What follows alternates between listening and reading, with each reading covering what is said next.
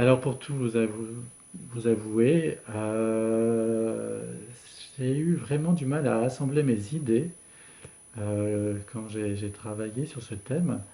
Euh, il y avait plein de choses en fait à aborder à nouveau. Je pense que la richesse du thème. Et puis, bon, il y a quand même une idée principale, mais je voyais qu'il y avait plein de choses qui s'articulaient avec. Donc je vais tâcher de vous partager au mieux là ce que j'ai pu rassembler et alors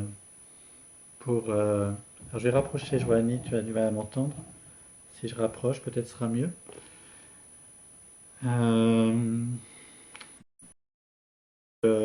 donc tâcher au mieux voilà, de vous partager mes réflexions par rapport à cette notion de liberté. Alors la liberté, je commencerai par une citation de Oscar Wilde qui nous dit: «Après tout, même en prison, un homme peut être tout à fait libre.» Alors, bon, libre, c'est vrai que ça a l'air antinomique, hein, et on voit une notion que la liberté peut se trouver ailleurs. En effet, hein, être prisonnier, c'est être privé de nos libertés, je dirais, habituelles, extérieures à nous. Et certes, en France, même si certains d'entre nous commencent à être inquiets euh, par rapport à cette notion de liberté qui semble s'amoindrir pour eux actuellement, nous avons pour moi une palette assez large par rapport à d'autres pays, hein, dans notre liberté de choisir notre lieu de vie, notre travail, de nous marier, de nous paxer, de vivre seul, de vivre en union libre, de choisir avec qui on peut vivre, d'avoir des enfants, de ne pas avoir d'enfants. Vous voyez évidemment, hein, toute cette liberté dont on peut disposer euh, dans notre pays. Donc c'est une liberté avec certes des règles, hein, des règlements, des lois, mais dans cet espace-là, nous pouvons vivre quand même des libertés assez grandes. Donc il nous donne une certaine liberté de choix, en apparence, une liberté de conscience, où on se sent assez affranchi. Et en même temps, pour moi, nous vivons quand même un autre esclavage. Un esclavage qui me semble même plus tyrannique et qui s'inscrit à l'intérieur de nous. À l'intérieur de nous avec ces petites voix hein, dont je vous ai déjà parlé, vu la représentation à laquelle j'adhère de ces multiples aspects intérieurs à l'intérieur de nous que Isabelle Padovani nous transmet, et toutes ces petites voix qui vont se manifester parfois et de façon assez véhémente hein, envers nous. Donc comment on peut mesurer en fait ce manque de liberté? À nouveau pour moi, c'est au travers de notre mode de réactivité, de réaction et non de proaction, hein. C'est-à-dire qu'on va être stimulé et nos mots, nos actes, hein, on a même dit, hein, ah, excuse-moi, mes mots ont dépassé ma pensée, hein. C'est-à-dire que je n'ai pas pris le temps ou je n'ai pas eu le temps de, de penser, de mesurer ce que j'allais dire. Et hop, ça part. Donc nous avons une réactivité comme ça. Et évidemment, des fois, on a des mots donc, qui dépassent nos pensées, nos actes, et on va aller dans le regret, on va être dans la culpabilité, on va être mal à l'aise, et c'est là que cette fameuse petite voix vont intervenir et vont nous tarabuster en disant t'es nul, tu te rends pas compte de ce que tu as dit, tu te rends pas compte de ce que tu as fait, ben, bravo, hein, ça tu sais bien t'occuper des autres, etc. etc. hein. Donc on voit bien déjà cette tyrannie qui nous entraîne vers la culpabilité et la honte, à mon sens. Donc un manque de liberté. Des réactions qui vont se faire donc en fonction de nos blessures inconscientes, hein. C'est-à-dire si on réagit comme ça, ben, peut-être que voilà, l'autre va appuyer sur quelque chose en nous dont on n'avait même pas conscience par définition et qui va nous faire booster comme ça et être véhément dans notre réaction. Nous avons aussi des préjugés, des conditionnements issus de nos enseignements. Et donc, nos choix même vont être conditionné par cet ensemble d'éducation que nous avons reçu, de croyances, hein. Et des fois, est-ce qu'on se pose suffisamment à l'intérieur de nous, de se dire, est-ce que mon choix, il est fait en fonction de quoi? De ce que je ressens à l'intérieur de moi, ou de ce que l'on m'a dit, de ce qui serait bien, hein. Il y a vraiment un jugement même moral des fois, la morale qui vient ternir, en tout cas colorer ces choix que nous faisons. Et bah, évidemment, ça ne colle pas toujours avec notre être profondément. D'accord? Donc parfois, on se dit, bah tiens, ouais, si, je fais ces choix-là.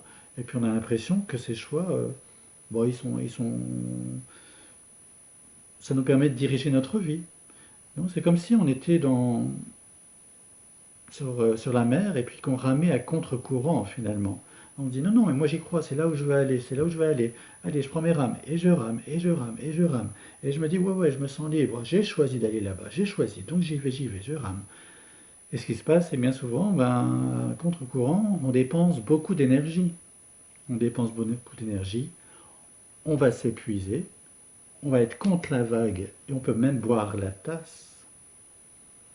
C'est ce qui peut se passer et peut-être l'avez-vous vécu. Hein, en tout cas, moi, c'est mon expérience. Quand j'ai réalisé que j'étais à contre-courant, je me dis, mais ouais, mais c'est vrai, mais j'en peux plus là, j'en peux plus. Alors, cette vague, pour autant, hein, elle continue d'avancer.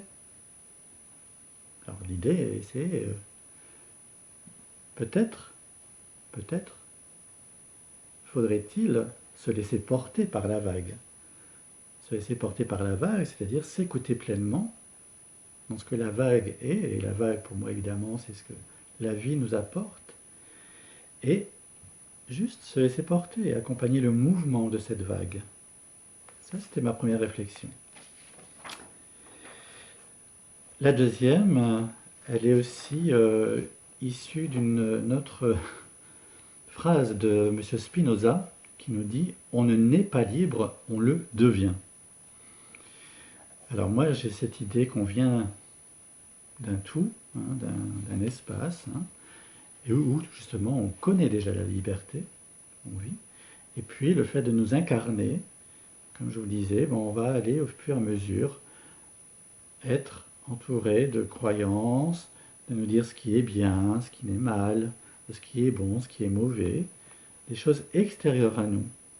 Et ça va nous faire perdre notre liberté, hein. Et ça arrive très vite à mon sens. Donc dans l'idée de on devient libre, hein, on le devient de M. Spinoza, pour moi je l'interprète, en fait on le devient à nouveau. C'est pas quelque chose qui était déjà inscrit en nous à la base, mais du fait de notre incarnation, c'est à redécouvrir quelque part, dans cet état d'être humain. Alors, ce que je veux, ça fait écho à nouveau à la réaction et à la proaction, c'est-à-dire ce côté très, très, très brusque, hein, où on ne maîtrise pas, entre guillemets, ce que l'on dit à l'autre ou ce que l'on fait à l'autre. L'idée, c'est pas de dire c'est fini, maintenant il faut cultiver l'art d'être proactif, c'est-à-dire wow, d'être tout le temps calme, de se dire attends mon gars, je vais me poser et voilà, je vais réfléchir et puis etc. Je reviens. Non, non, non, non, parce que c'est se mettre une pression folle à nouveau de vouloir avoir une quête absolue d'être dans cette proactivité, dans cette capacité à vouloir raisonner. Mon idée, vous savez, c'est à nouveau de se dire, il y a cette réactivité, elle fait partie de nous, hein, elle fait partie de notre condition d'humain. Je réagis, waouh, ok. Mais après cette réaction, c'est se dire, ben, là, je peux me donner du temps. Qu'est-ce qui m'empêche de me donner du temps pour analyser, et au-delà de l'analyse, parce que ça fait peut-être écho au mental, c'est à nouveau descendre et se dire mais qu'est-ce qui se vit pour moi là, dans cette réaction? Je ne comprends pas, c'est pas clair. Donc soit je vais voir un petit peu si je peux seul, tiens, qu'est-ce qui m'anime là? Bon bah ok, j'ai été réactivé là, donc j'ai eu la colère, et bon, ça, je l'ai déjà abordé dans dans ce thème de la colère, sur la méditation de la colère. Qu'est-ce que j'étais, comment ça m'a activé, et à nouveau, qu'est-ce qui n'a pas été respecté en moi, dans mes valeurs, bien souvent, à nouveau mes besoins, mes aspirations. Donc l'idée, c'est, ok, je peux réagir, mais je peux aussi prendre un temps pour ralentir et se dire, ok, et puis revenir vers l'autre. Donc le second temps est à cultiver. La liberté, donc, c'est cette capacité de ne pas s'identifier à ce que je suis en train de vivre, à ce que je pense, à mes émotions. C'est ce que l'on cultive à nouveau depuis le début dans cette méditation, et en général dans la méditation, c'est cultiver cet endroit à l'intérieur de nous qui nous permet comme ça de nous distancier, de ne pas nous coller à nos pensées, je suis nul, ou à l'émotion de la colère ou de la tristesse, et observer, voir qu'est-ce qui anime cette tristesse, ou cette colère, ou cette joie même, hein. Ça peut être ça aussi, pour si on veut célébrer la joie, d'accord? Sans oublier donc la bienveillance. Je vous parlais de culpabilité tout à l'heure. Donc la liberté, pour moi, c'est aussi cette liberté de tout accueillir, et cette liberté, wow, de se dire, ouais, cette bienveillance envers soi, que là aussi on avait tâché de cultiver. Ça rejoint aussi ce que disait Gandhi. Je reprends sa phrase, hein, la liberté n'a pas de valeur si elle ne comprend pas la liberté de faire des erreurs. Donc pour lui, oui, faire des erreurs, c'est une liberté à avoir, et ça fait partie de notre cheminement. Et reconnaître cela, waouh, qu'est-ce que ça détend en fait. Qu'est-ce que ça détend. En tout cas, c'est mon expérience. Dans cette sphère de se libérer, je vais repartir dans le domaine des émotions. Et se libérer, il y a aussi quelque chose qui m'a été très libérateur me concernant, c'est quand j'ai vraiment réalisé que je ne suis pas responsable des émotions de l'autre. Je peux stimuler, hein, comme je vous disais, hein, autant quelqu'un peut m'appuyer sur un bouton et je réagis, autant sans le savoir même, par un seul mot, un seul geste, je vais appuyer sur un bouton chez l'autre, ça oui, d'accord. Et après, sa réaction émotionnelle lui appartient, tout comme la mienne m'appartient. Je prends ma responsabilité de ce que je ressens, et l'autre, il prend sa responsabilité. Parce que sinon, vous voyez un petit peu le pouvoir. C'est-à-dire que l'autre, il pourrait très bien décider de, bah, tiens, je vais te rendre joyeux, tiens, je vais te rendre triste, tiens, je vais te rendre déçu. Vous voyez un petit peu, hein, et là, ça serait terriblement une privation de liberté, là, pour le coup. Hein. Donc non, non, non, non, non. Quand on réalise cela, oui, waouh, ça nous laisse un panel de sentir cette liberté, qu'il n'y a pas de responsabilité. Et ça, c'est très vite entretenu, hein, et notamment avec les enfants, hein, et ce que j'entends hein, quand on dit, bah, si tu finis bien ton assiette, ah bah moi ça va me faire plaisir, hein, tu sais. Ou si tu as 15 de moyenne, là, qu'est-ce que je serais heureux. Vous voyez un petit peu le lien qui se joue, hein, le conditionnement, et on attribue à l'autre, ben voilà, le fait d'avoir 15 de moyenne, ben, ça va conditionner le fait pour moi d'être heureux. Hein. Et pour moi, ça ne me parle pas. Wow, vous déposez le bébé là chez l'autre et c'est rude, c'est tellement rude pour moi. Donc non, non, ça marche pas comme ça. Hein. Parce qu'on sait bien que pour un événement, on peut avoir deux réactions différentes. Quelqu'un qui est, voilà, un humoriste qui raconte une blague, d'autres vont rire à gorge déployée, d'autres, bon, vont un petit peu sourire, d'autres vont être même carrément choqués, hein, s'ils trouvent que c'est un peu graveleux. Donc vous voyez, hein, un même stimulus, justement, qui est une blague, raconter une blague, on peut avoir comme ça des émotions différentes entre la colère, entre un petit peu la gaieté et puis complètement l'hilarité. C'est là où on mesure que ça ne joue pas, ça ne joue pas. Le pouvoir, donc, je parlais de pouvoir avec cette notion que l'autre pourrait avoir un pouvoir sur nous en soi-disant nous donner des émotions. Non, ce n'est pas ça. Le pouvoir, en tout cas de la liberté, ben, c'est d'être au service de mes besoins. Pour moi, c'est ça. C'est autre service de mon précieux, de mes valeurs, si vous voulez. À nouveau, il y a plein de mots comme ça que l'on peut mettre, qui vous parlent davantage de ce que j'aime vivre et de mes rêves, de mes aspirations, comme là, la paix, la connexion, le partage, plein de choses comme ça, le respect, et être dans ce cheminement pour tâcher de exprimer déjà ces besoins-là et au mieux les vivre, ça amène une liberté pour moi. Évidemment, face à l'autre, ce ne sera pas les imposer, ce ne sera pas non plus les négliger, les minimiser. Hein, on dit souvent ni hérisson, ni paillasson. Hein, je ne me braque pas, hein, ou je ne vais pas m'aplatir devant l'autre. Non, j'ai ce qu'on appelle donc cette notion d'assertivité. Je dis pleinement à l'autre, voilà ce qui m'anime.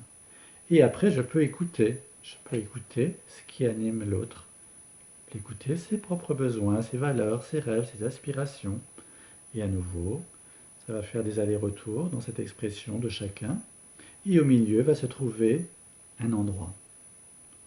Un endroit où les besoins de chacun vont pouvoir s'exprimer. Ça se fait quasiment spontanément. D'abord, il peut bien souvent arriver que, waouh, on partage le même besoin. On n'avait pas la même stratégie pour les nourrir, et finalement, je me rends compte qu'on a le même besoin. Peut-être on peut définir une nouvelle stratégie où justement on va avoir ce besoin nourri chez chacun de nous. Et puis découvrir les besoins de chacun et comment faire ensemble. C'est de la co-création qui se passe pour moi. Et ça apporte une grande liberté. Que puis-je vous dire? Cela fait écho, oui, à une dernière citation que je voulais faire de Nelson Mandela, qui me parlait. Être libre, ce n'est pas seulement se débarrasser de ses chaînes, c'est vivre d'une façon qui respecte et renforce la liberté des autres. Donc on voit bien, moi j'aime bien parce que ça parle pas uniquement de soi, ça parle aussi de l'autre. À nouveau, nous sommes des êtres de relation. Et pour cela, il y a le respect mutuel de nos besoins. Donc pour moi, en ayant la clarté sur ce qui se vit en nous, dans les émotions, dans nos besoins, dans nos rêves, en sortant un petit peu de l'ignorance, dans la prise de conscience de nos croyances qui nous limitent, de nos conditionnements, de cette éducation qu'on a eue et qui maintenant n'a plus de sens dans ce que l'on vit et nous allons pouvoir faire nos choix, avoir une liberté de choix pleine, consciente, qui va pouvoir aussi nous permettre d'exprimer de la bienveillance, la compassion envers l'autre et envers soi. Les deux, bien évidemment, vous savez. Donc, je vous propose de surfer, puisque je parlais de vagues, de vous emmener, nous allons surfer ensemble sur la vague de la liberté intérieure.